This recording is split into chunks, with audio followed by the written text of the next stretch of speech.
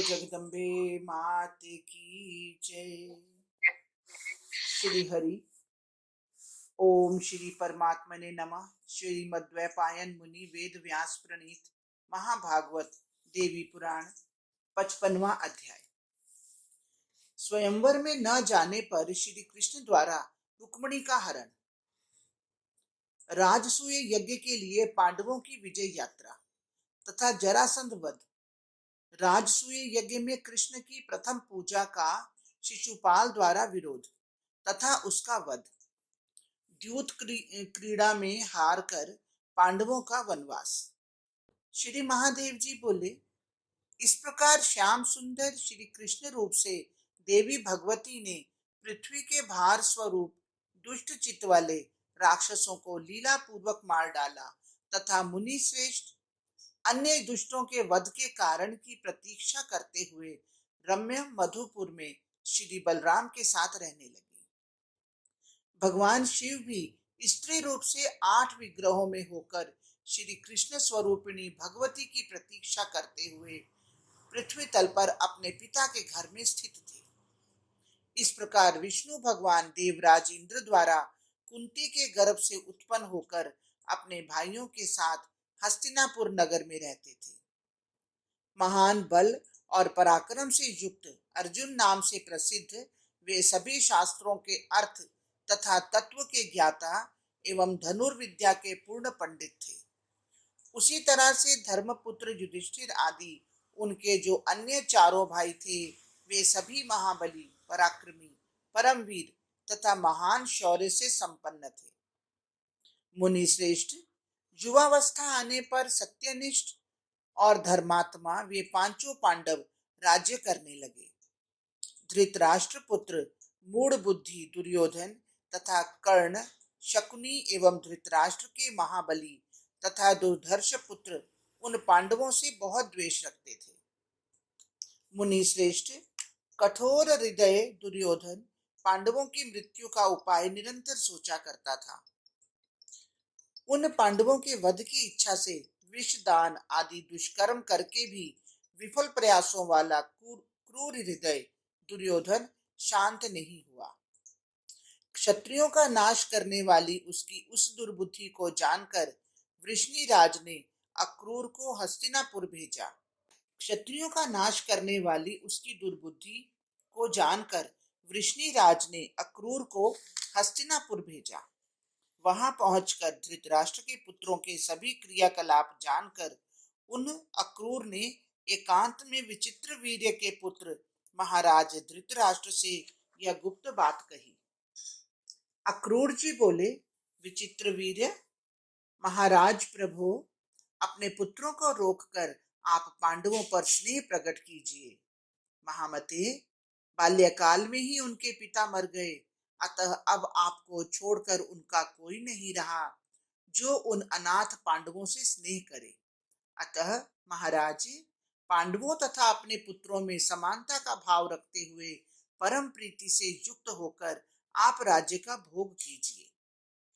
धृतराष्ट्र बोले, यद्यपि पांडवों के साथ विद्वेष भाव रखना विनाशकारी है, फिर भी पुत्र स्नेह के कारण उस विषमता का त्याग करना मेरे मन को अच्छा नहीं लगता। श्री महादेव जी बोले, नारद, इस प्रकार धृतराष्ट्र के विचारों से अवगत होकर तथा उसकी उपेक्षा करके अक्रूर जी ने जो कुछ बातें हुई थी उन्हें श्री कृष्ण से कह दिया। नारद, उसे सुनकर कमल नयन श्री कृष्ण सोचने लगे कि धृतराष्ट्र के नीच बुद्धि पुत्र दुर्योधन तथा सुबल पुत्र शकुनी के इस विद्वेष के कारण निश्चित रूप से कुरुक्षेत्र में बहुत से क्षत्रियों का संहार होगा। इसके बाद श्री कृष्ण ने ब्रह्मा जी के द्वारा बनाई गई दिव्य द्वारकापुरी में निवास हेतु सभी यादवों के साथ प्रवेश किया। तत्पश्चात भगवान शिव के अंश से उत्पन्न रुक्मिणी के स्वयंवर में विदर्भ राज के द्वारा आमंत्रित किए गए अनेक देशों के निवासी सभी राजा उनके नगर में आए। उस भीष्मक का रुक्मी नामक दुर्बुद्धि पुत्र अपनी बहन को चेदी राज शिशुपाल को सौंपने के लिए उत्सुक था। अतः कृष्ण के प्रति विद्वेष भावना के कारण अपने माता पिता की अवहेलना करके उसने कृष्ण को स्वयंवर में नहीं बुलाया। मुनि श्रेष्ठ, वह बलवान चेदी राज शिशुपाल रुक्मी का वैसा विचार जानकर उत्तम तथा आकर्षक सुंदर वर का रूप धारण करके महान रथ समुदाय के साथ विदर्भ देश के अधिपति भीष्मक के पुर में आ गया। तदंतर भेरी, मृदंगों, नगाड़ों तथा दुंदुभियों की ध्वनि से व्याप्त एवं नाना विध उत्सवों से सुशोभित विदर्भ राजनगर में रुक्मणी का शुभ विवाह नारद के मुख से सुनकर कृष्ण भी रथ पर सवार होकर वहां के लिए चल पड़े। तत्पश्चात वहां आकर आकाश में स्थित रथ से वर का वेश धारण किए हुए उन राजाओं को देखकर श्री कृष्ण ने अट्टहास किया।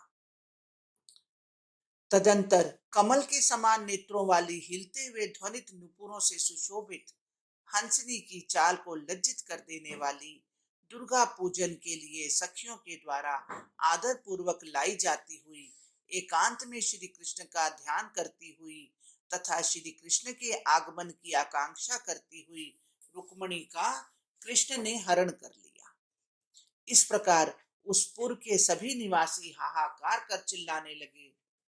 व्यथित हृदय वाले सभी राजागण अत्यंत क्रुद्ध होकर उन पर आक्रमण करने के लिए पीछे पीछे दौड़े।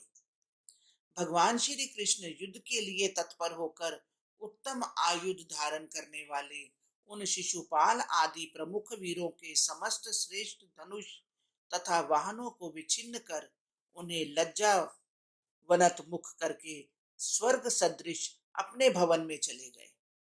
नारद उसी प्रकार शिव के अंश से उत्पन्न जाम्बवती आदि अन्य 7 कन्याओं को भी श्री कृष्ण ने पत्नी रूप में ग्रहण किया। महामुने, यदुकुल की वृद्धि करने वाले वे श्री कृष्ण और भी अन्य पत्नियों के साथ उस द्वारकापुरी में रहने लगे। बहुत से युद्ध करके उन्होंने रण में वीरों को जीता, फिर द्वारका आकर उन भार्याओं के साथ यथेष्ट विहार किया। राजा के रूप में अभिषिक्त होकर यदुकुल का विस्तार करने वाले वे श्री कृष्ण पुत्र पौत्र आदि से युक्त होकर वृष्णि वंशियों के साथ उस द्वारकापुरी में रहने लगे।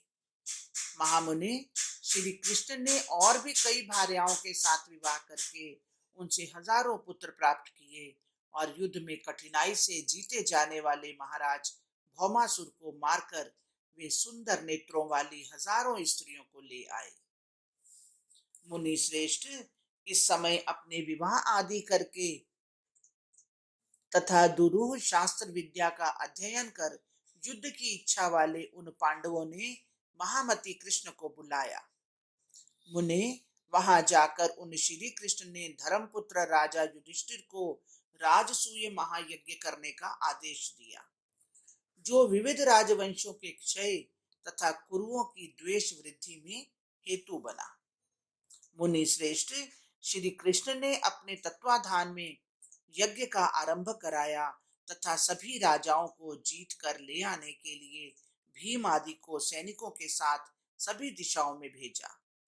उन लोगों ने भी अनेक देशों के निवासी समस्त राजाओं पर विजय प्राप्त की और उन्हें लाकर पुनः वे सभी महान ओजस्वी मगध नरेश जरासंध के नगर में आए। प्रचंड पराक्रम वाले उस जरासंध ने सभी राजाओं को जीतकर उन्हें अपने यहाँ ले आकर कैद कर रखा था। मुनि श्रेष्ठ, तत्पश्चात यदुनंदन श्री कृष्ण ने संग्राम में भीमसेन को आगे करके उस जरासंध को शूल से मार गिराया। मुनि श्रेष्ठ, तत्पश्चात यदुनंदन श्री कृष्ण ने संग्राम में भीमसेन को आगे करके उस जरासंध को शूल से मार गिराया। तदंतर सभी राजाओं को ले आकर धर्मपुत्र युधिष्ठिर ने समस्त यज्ञों में श्रेष्ठ राजसूय नामक यज्ञ आरंभ किया। धर्मावतार युधिष्ठिर ने उस यज्ञ में सभासदों के पूजन कार्यों में अपने भाई महामती सहदेव को नियुक्त किया। मुनि श्रेष्ठ, मुनीश्वरों से आदेश पाकर उन सहदेव ने सभी राजाओं के समक्ष सर्वप्रथम यदुनंदन श्री कृष्ण की पूजा की। उसे देखकर क्रोध से जलता हुआ दुष्टात्मा शिशुपाल धर्मपुत्र युधिष्ठिर कृष्ण तथा उस यज्ञ की निंदा करने लगा। मुने, तत्पश्चात श्री कृष्ण ने राजाओं की उस सभा में पृथ्वी के भार स्वरूप उस शिशुपाल का सिर काटकर उसे मार डाला। उस यज्ञ का ऐश्वर्य देखकर अत्यंत नीच बुद्धि दुर्योधन तथा क्रूर हृदय दुर्बुद्धि कर्ण को भी घोर संताप हुआ। तदंतर उस दुर्योधन ने दुष्ट हृदय वाले अपने मामा शकुनि से मंत्रणा करके अतुलित तेज वाले युधिष्ठिर को वचनबद्ध कराकर उनके साथ द्यूत क्रीड़ा की। नारद, अत्यंत नीच राजा दुर्योधन ने छल करके उस जुए में धर्मपुत्र राजा युधिष्ठिर को जीत लिया। द्यूत क्रीड़ा की द्यूत क्रीड़ा की प्रतिज्ञा के अनुसार राजा युधिष्ठिर ने क्रम से सारा राज्य छोड़ दिया। इस पर भी धृतराष्ट्रपुत्र दुष्टात्मा दुर्योधन ने धर्मपुत्र महाराज युधिष्ठिर को जुए में फिर आमंत्रित किया। धर्मपरायण वे राजा युधिष्ठिर धर्मोल्लंघन जनित भय के कारण पापी दुर्योधन के साथ द्यूत क्रीड़ा के लिए पुनः तैयार हो गए और उन्होंने यह घोर प्रतिज्ञा की कि जुए में मेरी पराजय होने पर मैं 12 वर्ष का वनवास तथा 1 वर्ष का अज्ञातवास स्वीकार करता हूँ। इस प्रतिज्ञा के बाद जुए में धर्मराज युधिष्ठिर पराजित हो गए। तदंतर जुए में भगवती द्रौपदी को जीतकर दुर्योधन ने सभा के बीच में उनका अपमान किया। मुने, उसके उस क्रूर कृत्य को देखकर भीष्म आदि धर्मात्माओं ने उस दुर्योधन को क्षत्रिय के लिए विनाशकारी कंटक मान लिया। उन व्रतपरायण भीष्म पितामह आदि श्रेष्ठ जनों ने उसे ऐसा करने से रोककर देवी द्रौपदी को पांडवों को सौंप दिया और दुष्ट हृदय वाले उस दुर्योधन की बहुत निंदा की। महामुने, तत्पश्चात अपनी प्रतिज्ञा निस्तारण करने की इच्छा वाले वे सभी राज्यच्युत पांडव अपने मंत्रियों तथा अन्य सभी स्वजनों को साथ में लेकर वनवास के लिए चल पड़े। पृथ्वी के भार से मुक्ति का यहाँ प्रधान हेतु है, ऐसा निश्चय करके श्री कृष्ण द्वारकापुरी आ गए। हरिओम तत्सत, हरिओम तत्सत। इस प्रकार श्री महाभागवत महापुराण के अंतर्गत राजसूय यज्ञ के अनंतर शिशुपाल हनन पूर्वक द्यूत क्रीड़ा में पांडवों की पराजय प्राप्ति तथा वनवास गमन नामक 55वां अध्याय पूर्ण हुआ। बोलो कृष्ण बलदेव की।